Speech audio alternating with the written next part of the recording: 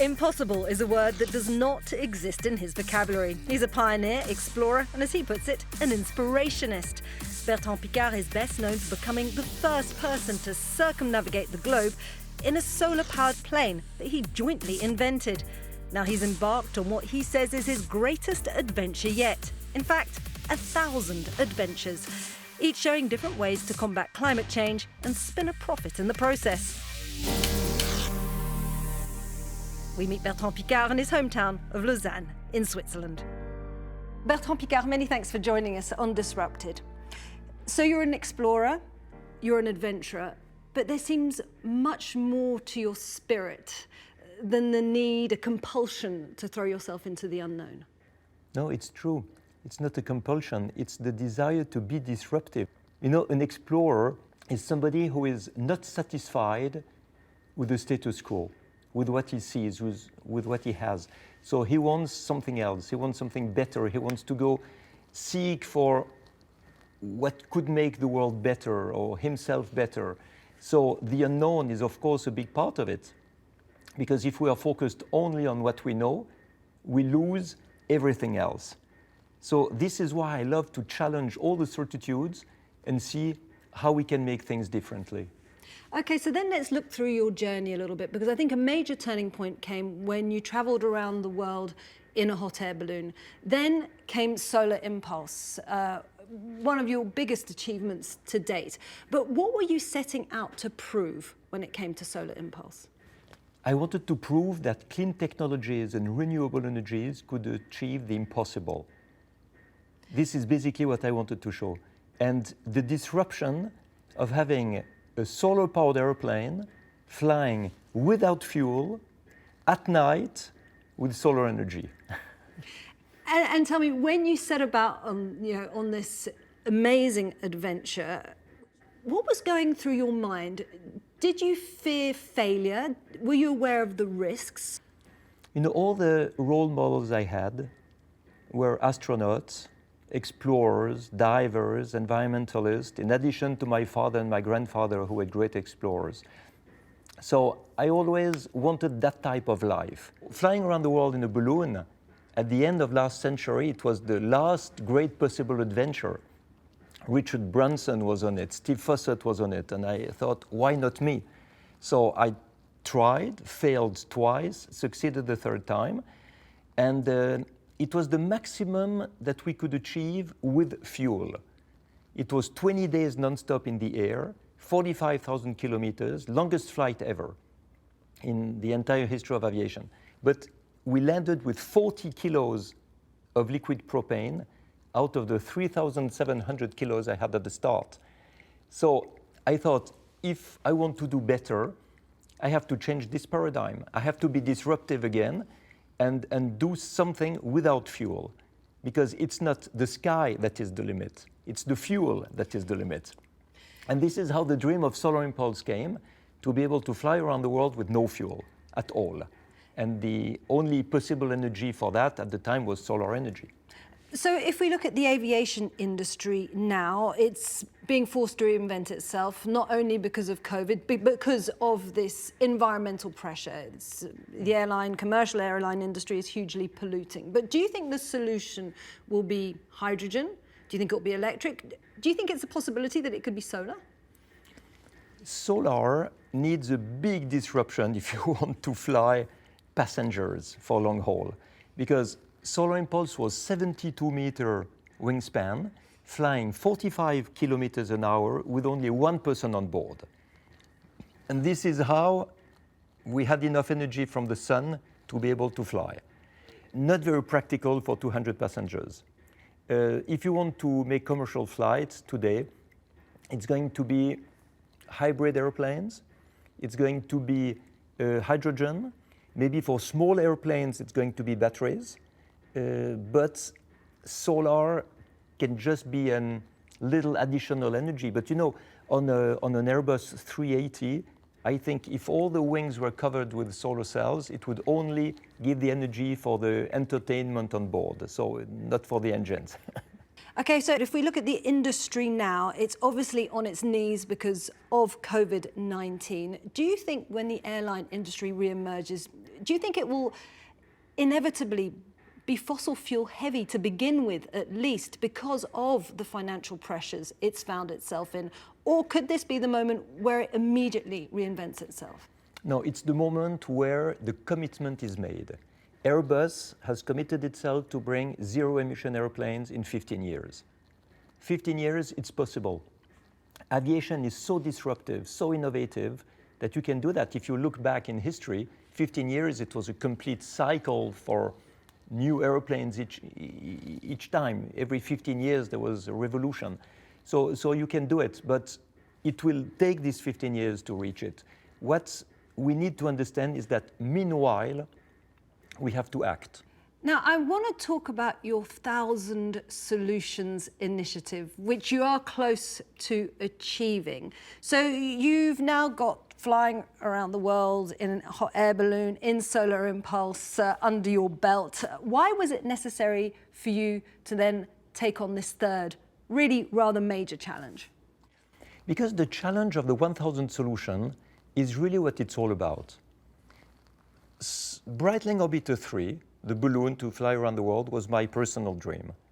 Solar Impulse, flying around the world in a solar airplane, was a very symbolic endeavor. And now I'm down to earth, very practical challenge, which is to bring to the world a selection of 1,000 technological solutions that can protect the environment, but in a financially profitable way.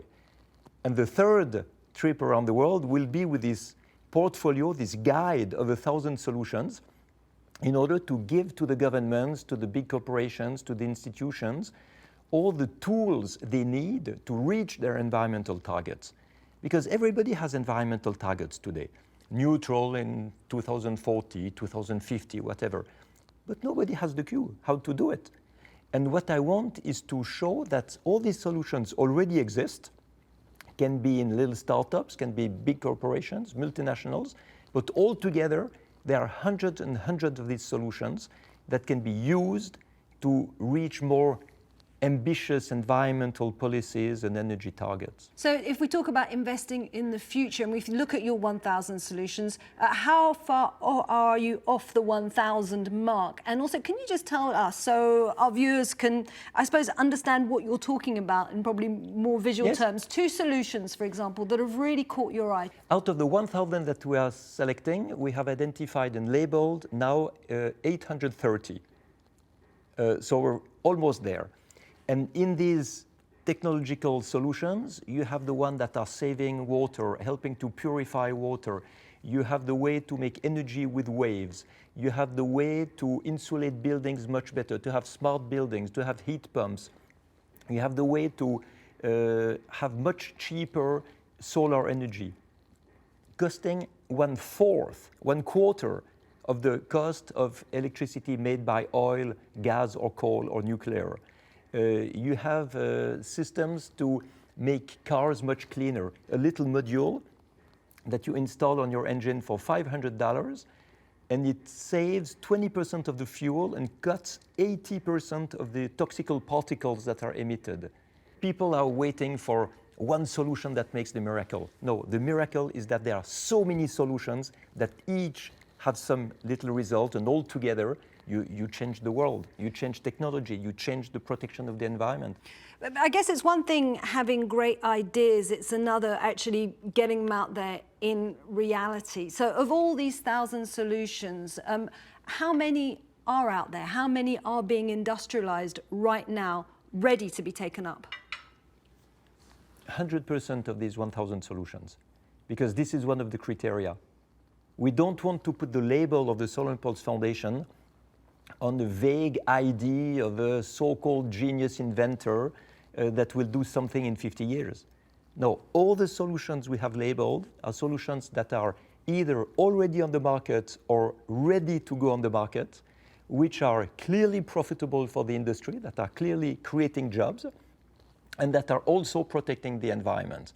If the 3 criteria are met, then our group of experts is giving the label. What about in terms of return on investment then? If we look at traditional investments, how do these compare? The same or better. We take a return on investment that is sometimes 6 months, maximum 5 years. But when you have money that has now negative interest rate, it's perfect. You borrow money, meanwhile you gain the interest, and you invest in new infrastructures that will protect the environment. And it pays for itself. So really what I want to emphasize is the fact that we have to stop to believe that we only have the choice between degrowth that is bringing social chaos or this so-called illimited growth that is leading to an ecological disaster. No, there is the third way, which is what I call the qualitative growth, where you create jobs, you make money by replacing what is polluting by what is protecting the environment. And today, with all the billions of euros and dollars flooding on the market for the recovery of the COVID crisis, it's the perfect moment to replace the infrastructures, to go into much more modern systems that pay for themselves. This is how we create jobs and make money. Yeah, but the irony is, I guess, from what you're saying, these solutions exist already. The environmental pressures that we live under exist already. They're on our doorstep, we can see them. Why haven't they been picked up already? Because most of these solutions come from companies that are not known enough, or sometimes they come from big companies and people believe it's only marketing, and they don't believe it is so miraculously true. And you have another phenomenon, which is really bad. It's the fact that the legal framework allows to pollute. You are allowed to put as much CO2 as you want in the atmosphere and as much plastic in the ocean and as much chemicals in the soils or even in the food you eat. It is legal. So you have a lot of companies who say, what we do is allowed, it's legal, why should we change? But if you have a very ambitious regulation that is modernized, that is really based on the technologies that exist today, not on the technologies that existed 50 years ago, then you will create a need for all these new technologies to come to the market. And this will pull all the startups who are going to bloom, create jobs, and be very, very profitable. And in that sense, you will have much more winners than losers into this environmental transition. Now, you're also a psychiatrist, and given everything you've been saying to me, I'm going to ask you to go on the psychiatrist's couch, because I imagine that when you have gone around the world, when you have looked at these 1,000 solutions, it does actually lend time for introspection of looking at what human nature is. What have you learned about yourself during this voyage that you've embarked upon? I learned to be perseverant because I was very impatient in the past when I was younger. And Solar Impulse was 3 times longer than I thought and 5 times more expensive. So I had to really work it hard to succeed. I learned that you should never be afraid to fail. Otherwise, you don't try anything. And you have to also learn, and this is one thing that was very new for me, the impossible is not in the reality. The impossible is in the mindset of the people who imagine that the future will be an extrapolation of the past, which is wrong. The future is always disruptive. So you need to be disruptive in order to match with the future.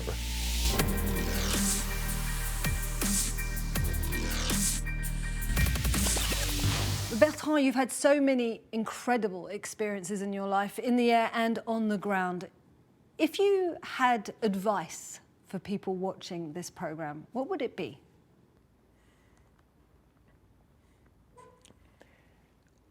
I think it is to look for more wisdom, look for more respect, look for more compassion in life.